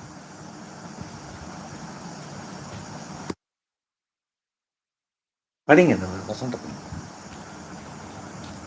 கிழக்கு வெளுத்து வரும் ஜாமத்தில் கர்த்தர் அக்னியும் மேகமுமான ஸ்தம்பத்திலிருந்து எகிப்தியரின் சேனையை பார்த்து அவர்கள் சேனையை கலங்கடித்து அவர்களுடைய ரதங்களிலிருந்து உருளைகள் கலலவும் அவர்கள் தங்கள் ரதங்களை வருத்தத்தோடு நடத்தவும் பண்ணினார். அப்பொழுது எகிப்தியர் இஸ்ரவேலை விட்டு ஓடிப்போவும் கர்த்தர் அவர்களுக்கு திரும்பி எகிப்திற்கு விரோதமாக யுத்தம் பண்ணுகிறார் என்றார்கள். இஸ்ரவேலர் கிட்ட ஒரு பட்டயம் கூட இல்ல. ஒரு பட்டயம், ஒரு வேலு, ஒரு வில்லு எதுவும் கிடையாது. அவனுக்கு இருந்ததெல்லாம் ஒரே மோசை கிட்ட இருந்தது ஒரு கோல்.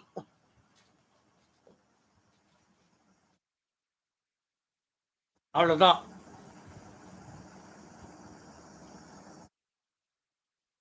யாரு? அக்கினியும் மேகமான ஸ்தம்பத்திலிருந்து எகிப்தியரின் சேனையை பார்த்து, யாரு பார்க்கிறது? கர்த்தர் பார்க்கிறார். கர்த்தர் பார்த்து அவன் எதை நம்பி வந்தான்? 600 ரதங்கள். அதையும் எகிப்துல இருக்கிற எல்லா ரதங்களும் நம்பி வந்தான். அவனுடைய நம்பிக்கையே முதல்ல அடிக்கிறாரு. உருளைகள் எல்லாம் கழன்று, வீல்ஸ் எல்லாம் போச்சு, சக்கரம் எல்லாம் போச்சு. ஓடி போவோம். இப்படி ரதத்தை ஓட்டிட்டு போவோம்ல, ஓடி போவோம் பாருங்கள். ஏன்? கர்த்தர் அவர்களுக்கு துணை நின்று. உங்களுடைய வாழ்க்கையில நீங்க கிறிஸ்தவனாக, உண்மையுள்ள கிறிஸ்தவனாக, கர்த்தருடைய சீஷனாக, இயேசு கிறிஸ்தவனுடைய சீஷனாக நீங்க இருக்கும் பொழுது யுத்தம் பண்ணுகிறவராக கர்த்தர் இருக்கிறார். சர்வாயுத வர்க்கத்தை தரித்துக் கொள்ளுங்கள், வானமண்டல பொல்லாத சேனைகளோட உங்களுக்கு இருக்கு அப்படின்னு இருக்கா பைபிள்ல? ஆமா இருக்கு.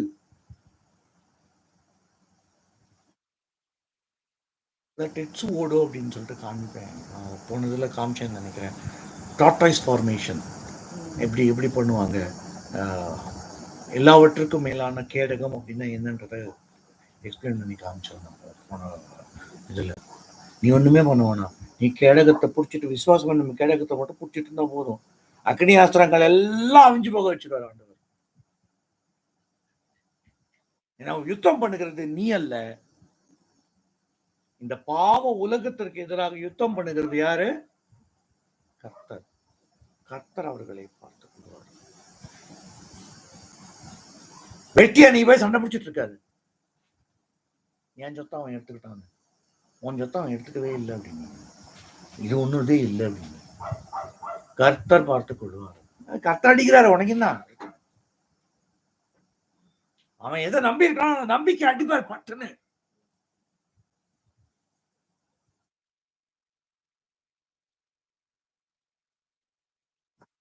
ரதங்களை நம்பி வந்தான். 600 ரதங்களும் மற்ற எகிப்துல இருந்த ரதங்களை நம்பி வந்தான். அவரால் அந்த முழு சேனையும் ஒரே ஒரு சின்ன இடி முழக்கத்தை வச்சு அழிச்சிருக்க முடியுமா ஆண்டவரால்? மெய்யாகவே முடிஞ்சிருக்கும். இல்ல கடந்து போற போது ஒரு பூகம்பம் பண்ணி எல்லாரும் உள்ள இது பண்ணி செத்துருக்க முடியுமா? மெய்யாகவே முடிஞ்சிருக்கும் ஆண்டவரால. ஆனா பண்ணல. அப்படி முதல்ல அவனோட நம்பிக்கை, அவன் எது மேல நம்பிக்கை வச்சான்? அடியத்தை.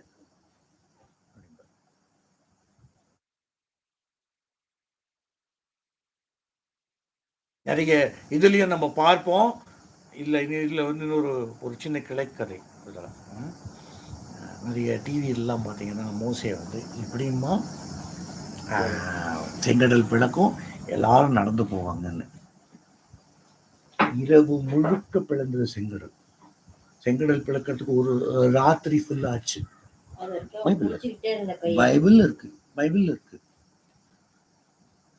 கீழ்காட்டு அடித்து இரவு முழுதும் பண்ணுது. அதுக்கப்புறமா காலையில் தான் அவங்க நடந்து போறாங்க. கிழக்கு வெளுக்கும் ஜாமத்தில் தான் அவங்க போறாங்க. இந்த யாத்திராகமம் 14 தான் வரும். முன்னாடி இருக்கிறதுல வரும் பாருங்க. பொடிக்கிறோம் இரவு முழுக்க எடுத்தது செங்கடல் பிளக்கிறதுக்கு. காற்று வீசி செங்கடல் பிளந்தது. யாத்திராகமம் 14 மார்க் பண்ணிச்சு. அப்புறமா வாசிச்சு பாருங்க. உங்களுக்கு நான் சொல்றேன், இந்த ஃபேக்ட் கரெக்டான்றத பாருங்க. This is fact. உடனே எல்லாம் ஆகல. 30 லட்சம் மக்கள் பயத்துல உட்காந்துருக்காங்க. எப்ப வர போறானோ, இது அக்கினி எங்கேயாவது விறகு அந்த அக்கினில விறகு போயிருச்சுன்னா உள்ள வந்துருவான்ல. நீங்க இந்த சந்தேகம் உங்களுக்கு வராதா? உங்களுக்கு கர்த்தருடைய பாதுகாப்பு இருக்கு அப்படின்னு நீங்க சொல்றீங்க. அவன் வாழ்க்கையில வராத அந்த சந்தேகம்? சத்தியமா வரும். ஒருவேளை இதாயிருமோ அதாயிருமோ.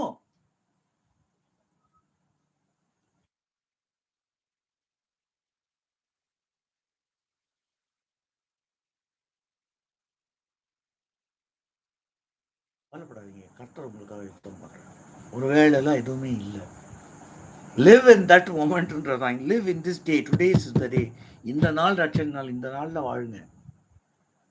அதான் கிறிஸ்தவம்.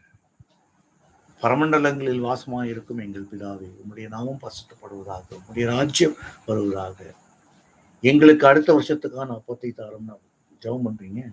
அன்றன்றுள்ள அப்பத்தை எங்கள் கடனாளிகள் நாங்கள் மன்னிப்பது போல எங்கள் பாவங்களை day. That's all. That is Christianity. That is Christian belief. இதுதான் கிறிஸ்தவம். இயேசு கிறிஸ்துவை பின்பற்றும் சீஷர்கள் வாழ வேண்டியது இப்படித்தான்.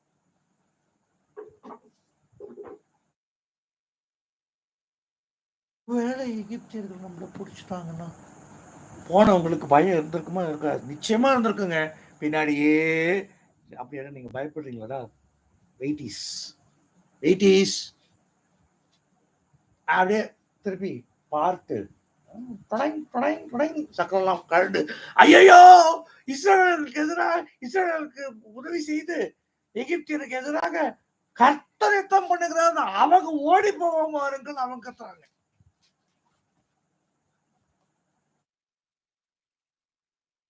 உனக்கு சந்தேகம் இருக்கும்போது ரொம்ப ரொம்ப தெளிவா பார்த்துக்கோ. கர்த்தர் உன்னோடு இருக்கிறார். கர்த்தர் உனக்காக யுத்தம் செய்வார். என்ன பிரதர் தெரியலையா? பிரதர் எனக்கு கர்த்தர் எனக்காக யுத்தம் எங்க பிரதர் செய்யறாரு? நான் தான் யுத்தம் செய்ய வேண்டியதா இருக்குது. உன்னை யுத்தம் செய்ய சொன்னாலும் செய்ய. எகிப்தியர்களை மூழ்கடித்தவரு மோவாபியரையும் அழிச்சிருக்க முடியாதா? மோவாப்ல போய் நீ போய் யுத்தம் செய்ய, நீ போய் யுத்தம் செய்ய நீ ஏன் சொல்றாரு? கானானியரோட யுத்தம் செய்ய நீ ஏன் சொல்றாரு? நீ யுத்தம் செய்யணும், நீ செய்யணும். எகிப்தியரை அழிக்க தெரிஞ்சவருக்கு அமலேக்கியர்கள் இவர்கள் பின்தண்டில் இருக்கிறவங்களை பிடித்து கொண்டு போகாம இருந்திருக்க வச்சுக்க முடியுமா? முடியாதா? அமலேக்கு அப்படின்னா, அப்படின்னா மனிதர்கள், அலேஹ் அப்படின்னா துடைத்து படுகிறார்கள், எந்த ஒரு தடையும் இல்லாம துடைத்து படுகிறார்கள். அந்த ஜனங்கள் யுத்தம் செஞ்சாங்கன்னா அவ்வளவு கொடூரமானவர்கள். ஆனா அதை துடைக்கிறதுக்கும் ஒருத்தனை ஒரு ராஜாவை எழுப்பி சவுல போய் பண்ணான்னா அவன் ஒழுங்கா பண்ணல. அவன் அதுலயும் வந்து கோட்டை விட்டான் சவுல். அக்னி ஸ்தம்பம் மேக ஸ்தம்பமாக வந்தது யார் அப்படின்னா கர்த்தராகிய இயேசு கிறிஸ்து வந்தார். கர்த்தராகிய இயேசு கிறிஸ்து வந்தார். தூதனானவர்னு படிச்சோம் இல்லையா? தூதனானவர் அப்படின்றத படிச்சோம் இல்லையா? தூதனானவர் அப்படின்னு எங்கெங்கெல்லாம் வருதோ, தூதனானவர் அப்படின்னு எங்கெல்லாம் வருதோ எல்லாமே வந்து கர்த்தராகிய இயேசு கிறிஸ்து. கர்த்தராகிய இயேசு கிறிஸ்து, கிறிஸ்டோஸ் போனி, கிறிஸ்டோபனி, கிறிஸ்டோபனி. இயேசு கிறிஸ்து இந்த உலகத்தில் மாம்சமாக வருவதற்கு முன்னாக இயேசு கிறிஸ்து வந்த இடங்களில் எல்லாம் தூதனானவர் அப்படின்ற அந்த ஃப்ரேஸ் பயன்படுத்தப்பட்டிருக்கும்.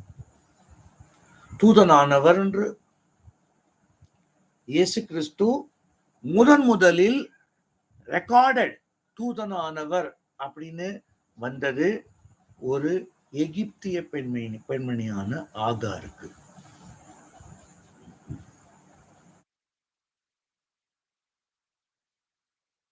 இஸ்மவேலுக்கு நீ எங்கே போகிறாய், எங்கே வருகிறாய், ஆச்சரியத்துக்கே திரும்பி போ அப்படின்னு சொல்ற இடத்துல தூதனானவர் அப்படின்னு வரும். அப்புறம் மனோவாவிற்கு தூதனானவர் வரும்.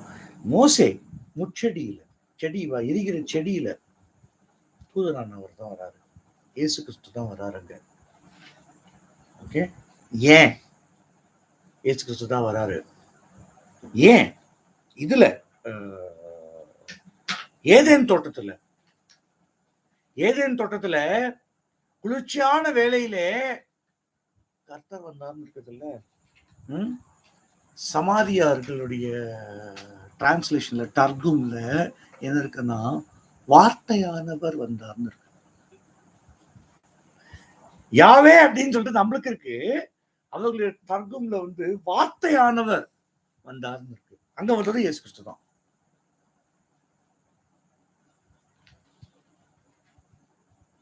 ஓகே, கிறிஸ்டோபனி இயேசு கிறிஸ்து இந்த உலகத்தை விட்டு பரமண்டலத்தில் போய் கர்த்தருடைய பிதாவினுடைய வலது பாரசத்தில் இருந்ததுக்கு அப்புறமாவும் கிறிஸ்டோபனி ஆயிருக்கு.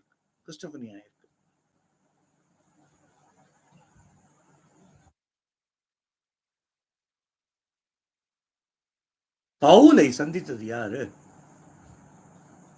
கிறிஸ்டோபனி. முள்ளில் உதைக்கிறது உனக்கு கடினமாம், பெரிய ஒளி வந்தது இல்லையா? பவுலை சந்திச்சது தெரியுமா தெரியாதப்பா? அப்போஸ்தலர் நடவடிக்கைகள் படிச்சா தெரியும்பா. எங்கேயோ பவுலை சந்திச்சதை எந்த பவுலையோ சொல்றாரு அப்படின்னு பார்த்துட்டு இருக்கான் அவன்.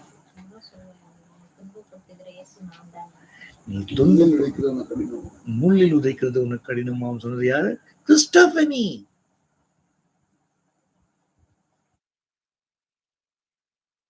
கிறிஸ்டோபனி.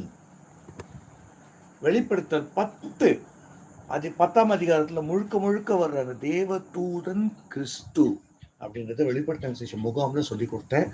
இல்ல தெரியல அப்படின்னா வந்து வெளிப்படுத்தல் விசேஷம் ரீசெண்டா கிளாஸஸும் எடுத்திருக்கேன். அந்த கிளாஸஸ்லயும் இருக்கு.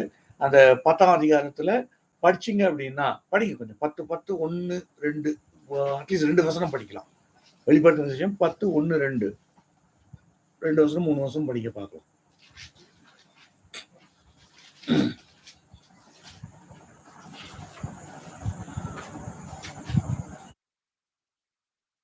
முதல்ல இருந்து படிங்க. 15 வருஷம் தான் மொத்தமே அதுல படிச்சிடலாம்.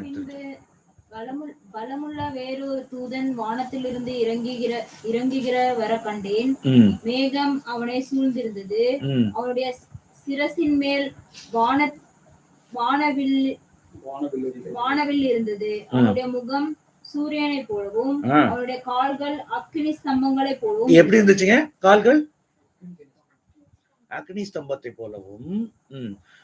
வானவில் எங்க, இதுக்கு முன்னாடி வானவில் எங்க இருக்குன்னு பாத்தீங்கன்னா 4ஆம் அதிகாரத்துல, வெளிப்படுத்தல் 4ஆம் அதிகாரத்துல இருக்கும். ஓகே, இந்த இது ஃபுல்லாவே இந்த ஏஞ்சல் அப்படின்னு வர்றது ஃபுல்லாவே தமிழ்ல அவன் அவன் தவறாக மொழிபெயர்த்திருக்கிறாங்க. ஓகே, இதுல பாத்தீங்கன்னா கிரேக்கத்துல பாத்தீங்கன்னா கேபிட்டல் ஏ தான் இருக்கும். கேபிட்டல் ஏ ஏஞ்சலோஸ் தான் இருக்கும் கிரேக்கத்துல. ஓகே, தூதன் ஆனவர் தான் பண்ணணும், அவர் தான் படிக்கணும். ஆக்சுவலா கிறிஸ்து இயேசுவை குறிக்கிறது. படிங்க அது. இப்ப அவர்னு போட்டு படிங்க. முதலாவதுல இருந்து ஒரு தூதன் ஆனவரை கண்டேன் அப்படின்னு படிங்க. பின்பு வளமுள்ள வேறொரு தூதனானவரை வானத்திலிருந்து இறங்கி வர கண்டேன். அவரை சூழ்ந்திருந்தது என்னது? மேகம். அவருடைய சிரசு மேல் வானவில் இருந்தது. அவருடைய முகம் சூரியனை போலவும் கால்கள் அக்னி ஸ்தம்பம் போலவும் இருந்தது. அவருடைய கால்கள் அக்னி ஸ்தம்பம் போல இருந்தது. திறக்கப்பட்ட ஒரு சிறு புஸ்தகம் அவர் கையில் இருந்தது. அவர் கையில் ஒரு சிறு புஸ்தகம் இருந்தது. இந்த சிறு புஸ்தகம், இந்த புஸ்தகம் வந்து நீங்க வந்து இது பார்க்கணும்னா எசேக்கியேல் போகணும். எசேக்கியேல் வந்து அதே மாதிரி இன்னொரு சிறு புஸ்தகம் அவன் கையில கொடுக்கறதும் இயேசுதான். அங்க வந்ததும் கிறிஸ்டபனி தான். எசேக்கியேலுக்கு வந்து தரிசனம் கொடுத்ததும் கிறிஸ்டபனி தான். ஏசாயா 6ஆம் அதிகாரத்துல வந்ததும் கிறிஸ்டபனி தான். ஏசாயா 6ஆம் அதிகாரத்துல ஐயோ அதமானேன், சேனைகளின் தேவனாகிய கர்த்தரை என்னுடைய கண்கள் கண்டதே, யாரை நான் அனுப்புவேன் அப்படின்னு கேட்பார். அங்கேயும் கிறிஸ்டபனி தான். அவருடைய வஸ்திர தொங்கலினால் தேவாலயம் நிரம்பிற்று அப்படின்னு இருக்கும். அதுல ஏசாயா 6ஆம் அதிகாரத்துல. வெளிப்பட்ட விசேஷம் 10ஆம் அதிகாரம் இந்த கிளாஸுக்கு அப்புறமா படிச்சு பாருங்க. கிறிஸ்டபனி எவ்வளவு அழகா இருக்குன்றது பாருங்க. ஏன் அப்படின்னா இயேசு கிறிஸ்துவனுடைய 2ஆம் வருகைக்கு முன்னாக ஒரு அடையாளமாக காட்டப்பட்டது வெளிப்பட்ட விசேஷம் 10ஆம் அதிகாரம்.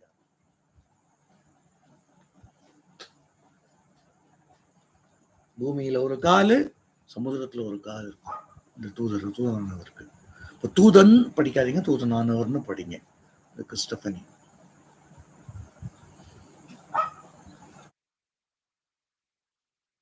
சூரியனை போல பிரகாசித்தது.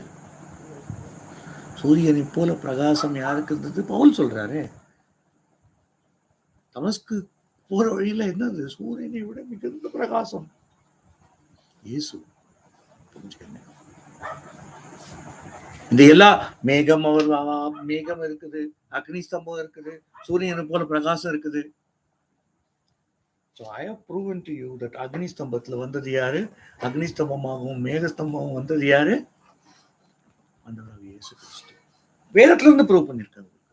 I did not take any external. நான் வந்து உங்களுக்கு வந்து தல்முதுல இருந்தோ கமரால இருந்தோ இல்ல வேற ஏதாவது இவன் வேற ஏதாவது early church fathers இதுல இருந்தோ எடுத்து வந்து உங்களுக்கு கொடுக்கல. போன முகாம் எல்லாம் நிறைய அந்த மாதிரி கொடுத்தேன். இந்த முகாம்ல அதெல்லாம் எதுவுமே கொடுக்கல. வேதத்திலிருந்து பிரயோக ரீதியான விஷயங்கள் கொடுக்கணும் உங்களுக்கு. சோ உங்களுக்கு பாதுகாப்பாக இருக்கக்கூடியது அக்னி ஸ்தம்பமும் மேகஸ்தம்பமும் தேவனுடைய வார்த்தைகளே.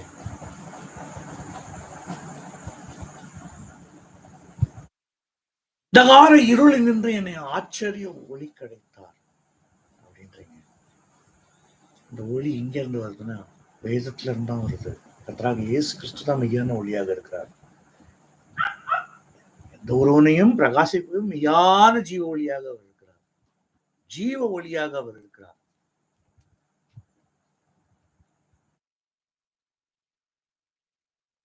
வேதம் ஆழமானது. கிறிஸ்து எங்கெங்கெல்லாம் வந்து இயேசு கிறிஸ்து எங்கெங்கெல்லாம் மேனிஃபெஸ்ட் ஆகிறார்னு பாருங்க. நேற்றுக்கு பார்த்ததுல மேனிஃபெஸ்ட் எங்க எதுல கிறிஸ்து இருந்தாரு? உடன்படிக்கை பெட்டி கிறிஸ்துவுக்கு மெட்டாஃபர்னு சொல்லி கொடுத்தேன். இயேசு கிறிஸ்துவுக்கு உவமை உடன்படிக்கை பெட்டி சொல்லி கொடுத்தேன் இல்லையா? இன்னைக்கு இயேசு கிறிஸ்து எதுல வராரு? மேகஸ்தம்பம். நாளைக்கு உணவு பற்றாக்குறை, மன்னாவாக இருப்பார் கிறிஸ்துவாக. மன்னாவாக இருப்பார் கிறிஸ்துவ. உணவு பற்றாக்குறை வரும்போது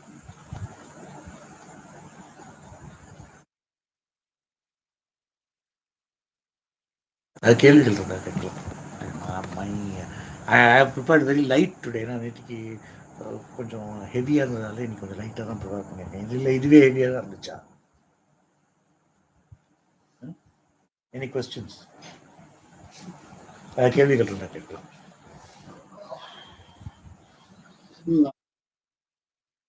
முழுவதும் அப்படின்ட்டு அந்த சாப்டர் எடுங்க. ஞாயிற்றுக்கிழமை 14 படிங்க. ஞாயிற்றுக்கிழமை 14 முதலாம் இருந்தே படிச்சிருக்கேன். படிங்க. We have time. We have another 40 minutes time. நான் லைட்டாக தான் ப்ரிப்பேர் பண்ணிருக்கேன்னு சொன்னேன். ஏன்னா இன்னைக்கு காலையில் ஏற்கனவே எல்லாரும் ஒரு மணி நேரம் சர்வன் கேட்டு வந்திருப்பீங்க. மறுபடியும் பீஃப் கொடுத்தேன் அப்படின்னா உங்களுக்கு செமிக்காது. அதனால தான் ஈஸியாக கொடுத்துட்டேன். கற்றுக்கிட்டியாமா? நீ கற்றுக்கிட்டியாமா?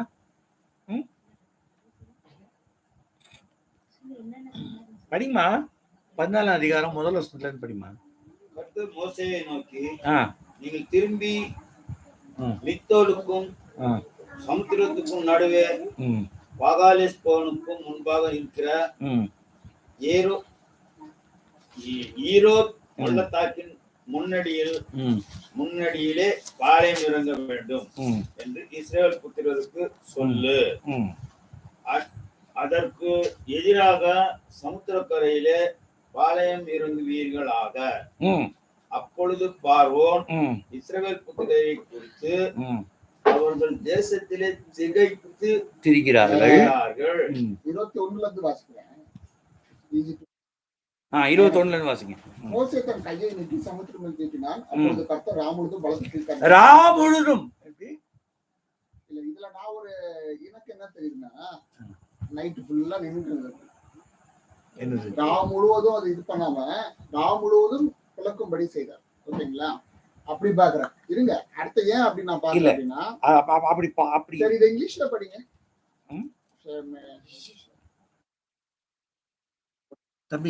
தம்பி இதை எபிரேயர்ல கம்பேர் பண்ணி படிச்சிருக்கிறேன். அது ராம் முழுதும் தான். சரி, ராம் முழுதும் 24ஆம் வசனம். 24ஆம் வசனம். கிழக்கு வெளுத்து வரும் ஜாமத்தில் கர்த்தர் அக்னியும் அவர்கள் சேனையை கலங்கடித்து. சரிங்களா? அவர்கள் ரதங்கள் உருளைகள் கலவும். அவர்கள் இதை நம்ம வாட்சோம். கர்த்தர் மோசேயை நோக்கி, ஜலம் எகிப்தின் மேல் அவருடைய ரதங்கள் மேல் நம்ம குதிரைகள் மேல் திரும்பபடி கையை சமுத்திரம் மேல் நீட்டு. எப்போ? கிழக்கு வெளுக்கும் போது. அந்த டைம்லயே அவங்களால என்ன பண்ணிட முடியாது. காலையில தான் அவங்க கிளம்புனாங்கன்னா கிழக்கு வரும்போது அவங்களால மேலே இருக்காது.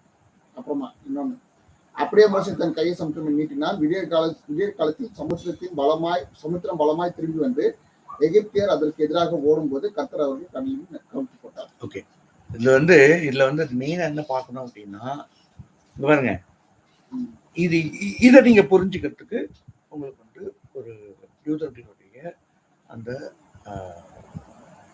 கலாச்சாரம் புரியணும். ஓகேவா? 1 மணி நேரத்துக்கு மேல இருந்தது அப்படின்னா 1 மணி நேரத்துக்கு மேல இப்போ நம்மளுடைய கிளாஸ் 1 மணி நேரத்துக்கு மேல இருக்குல்ல, நான் முழுக்க பேசிட்டு இருந்தாங்க அப்படின்னு சொல்லிட்டு. ஓகேவா? இது அவர்களுடைய கலாச்சாரம். இந்த கலாச்சார இதில் தான் 3 நாள் எப்படி கர்த்தர் இருந்தார்ன்றத, கர்த்தர் பூமியில புதையுண்டு இருந்தார்ன்றத சொல்லி கொடுத்தேன். இந்த 3 நாள் கணக்கு எங்கேருந்து வருது?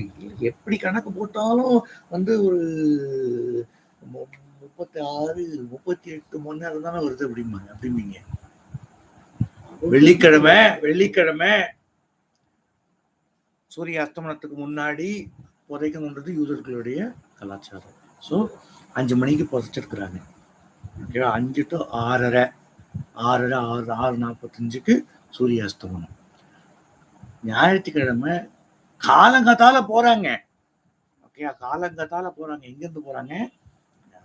எருசலேம் நகரத்திலிருந்து போறாங்க. ஓகேவா? எருசலேம் நகரத்திலிருந்து அவங்க போகணும் அப்படின்னா முதல்ல கதவு திறக்கப்படணும். எருசலேம் கதவு திறக்கப்படணும். எருசலேம் கதவு எப்ப திறப்பாங்க அப்படின்னா விடிந்ததுக்கு அப்புறமா தான் திறப்பாங்க.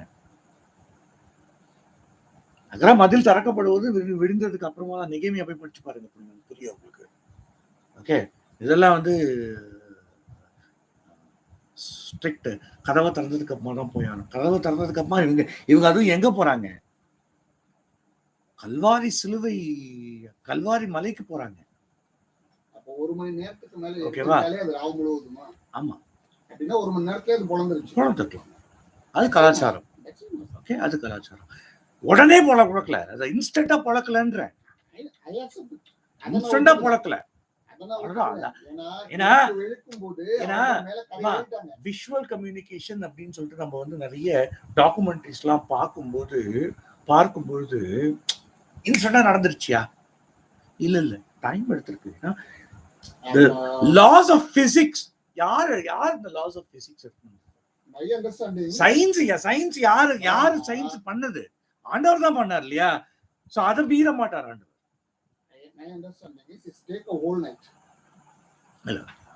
முழுதும் அப்படின்னா வந்து 2-3 hours ஆயிருக்கலாம். More than 1 hour. Definitely more than 1 hour. ஆமா. ஏன்னா கிழக்கு வெளுக்கும் போது எகிப்தியர்கள் இல்ல. விடிஞ்ச உடனே இல்ல. இதுக்கு வந்து ஒரு உள்ளான அர்த்தம் இருக்கு. நிறைய இருக்கு. நீதி சூரியன் உதிக்கும் போது தேவனால் தெரிந்து கொள்ளப்படாதவர்கள் மூடப்பட்டு போகும். அது வேற. மலைகளை பார்த்தும் பர்வதங்களை பார்த்தும் எங்கள் மேல் விழுங்கள் அப்படின்னு சொல்லுவார்கள். இதுல இருக்கு அவருடைய கோபத்தின் நாள் வந்தது. தேவனுடைய கோபத்தின் நாள்லாம் நம்ம வந்து இருக்கக்கூடாது, எடுத்துக்கொள்ளப்பட்டிருந்தோம். மோவாபியரும் ஏதோமியரும் இஸ்ரவேலுக்கு மீது விரோதமா வராம இருந்தாங்கன்னா அவங்களுக்கு அந்த அஃபெக்ட்னஸ் இருந்திருப்பாரு. கர்த்தருக்கு விரோதமாகவும் இஸ்ரவேலுக்கு விரோதமாகவும் அவங்க மூலம் இருந்தாங்க. ஏன்னா ஏதோம் மேல வேற என்ன சேத்து மேல சேத்தானே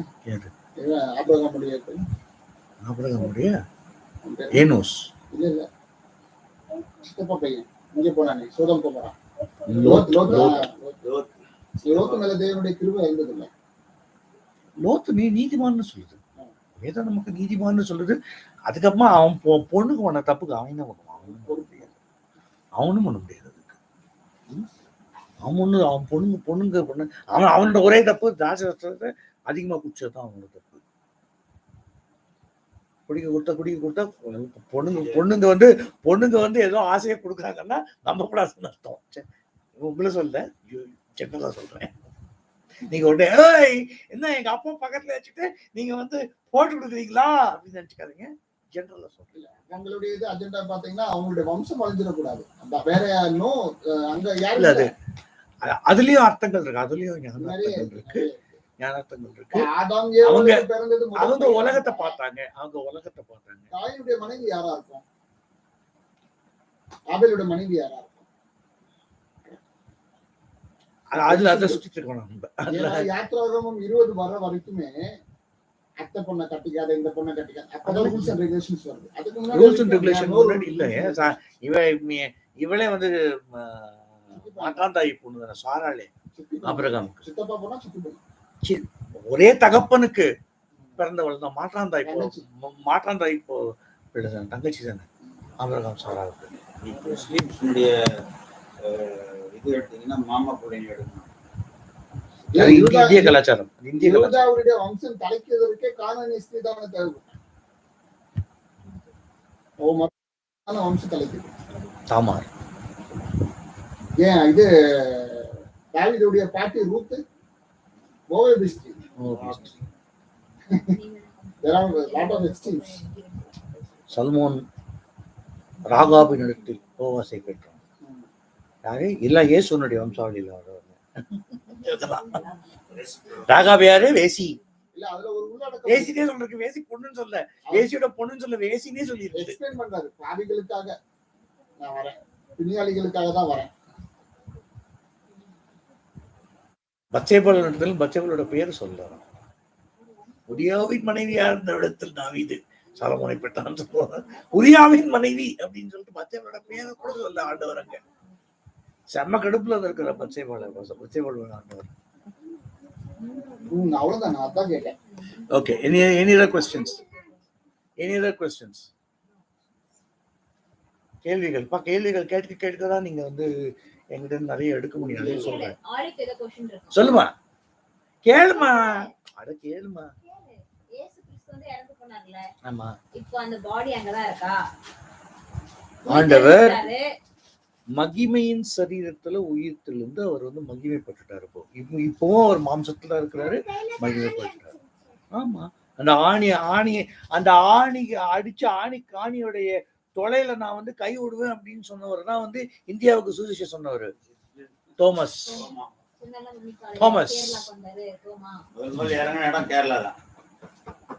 கேரளா எங்க போ, தமிழ்நாடு.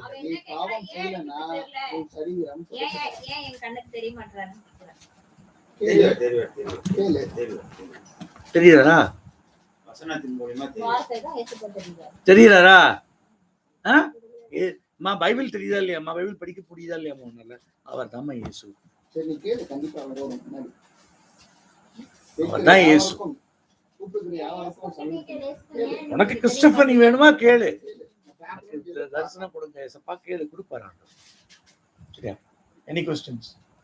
சின்ன பிள்ளை கூட கேள்வி கேட்டுச்சுடா, இவ்வளவு பெரிய மக்கள்லாம் உட்கார்ந்து இருக்கீங்க, கேள்வி கேள்வி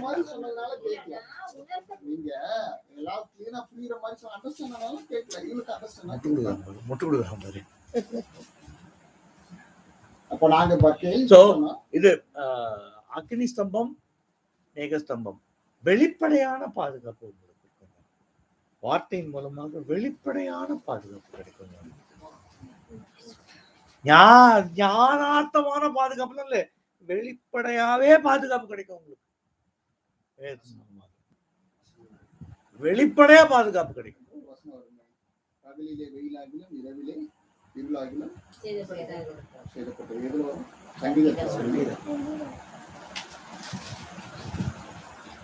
சங்கீதம் 91 படிச்சோம், அதுல ஒரு இரவிலே பாழாக்கும் பயங்கரத்துக்கும் பகலிலே பகலிலே. Okay, closing prayer. ஜெபின். நேசிக்கிற நல்ல தகப்பனே, இந்த நல்ல சாயங்கால வேளையிலே இந்த தேவன் எங்களோடு கூட இடைப்பட்டு எப்படி அக்னி ஸ்தம்பமாகவும் மேக ஸ்தம்பமாகவும் ஆண்டவரே அதிலே நீர் எங்களை பாதுகாத்து எங்களுக்கு வெயிலிலே நிழலாகவும் இருளிலே வெளிச்சமாகவும் மட்டுமல்லாமல் எங்களை வழிநடத்துகிறவராக இருந்தது. அதற்காக நடித்துகிறீர், அதற்காக ஆண்டவரே எதை குறித்தும் கலங்காதபடிக்கு ஆண்டவரே தண்ணீர் தவணை எடுத்த போதும் உணவுக்கான தேவை இருந்த போதும் உமக்காக காத்திருந்தால் நிச்சயம் கிடைக்கும். உன்னை நோக்கி கூப்பிடுகிற யாவருக்கும் உண்மையாக உன்னை நோக்கி கூப்பிடுகிற அந்த சமீபத்தில் இருக்கிறது. சில நேரங்களிலே நாங்கள் சோதிக்கப்படும் போது நீடிய பொறுமையாக இருக்க. ஏனென்றால் மேகஸ்தம்பமாகவும் அக்னிஸ்தம்பம் நீர் எங்களோடு கூட இருக்கிறீர்கள். எங்கள் ஆவிக்குரிய கண்களை காணும் ஆண்டவரே, எங்கள் பார்வை உலகத்தின் மீதோ பொருளாசையின் மீதோ எதன் மீதும் விலகி போகாதபடிக்கு பரலோகத்தை நோக்கி நகர, பரமை காணானை நோக்கி நகர என்று அதை நாங்கள் சுதந்திரித்துக் கொள்ளும்படிக்கு நாங்கள் உத்தமன் என்று அழைக்கப்படும்படி எங்கள் இருதயத்தையும் ஆவி ஆத்மா சரீரத்தையும் எல்லாவற்றையும் உம்மிடத்தில் நாங்கள் அர்ப்பணிக்கிறோம். எங்களையும் அர்ப்பணிக்கிறோம். உமது சித்தத்தின்படி எங்களை பாதுகாப்பு. இயேசுவின் நாமத்தில் ஜெபிக்கிறேன் நல்ல பிதாவே. ஆமென்.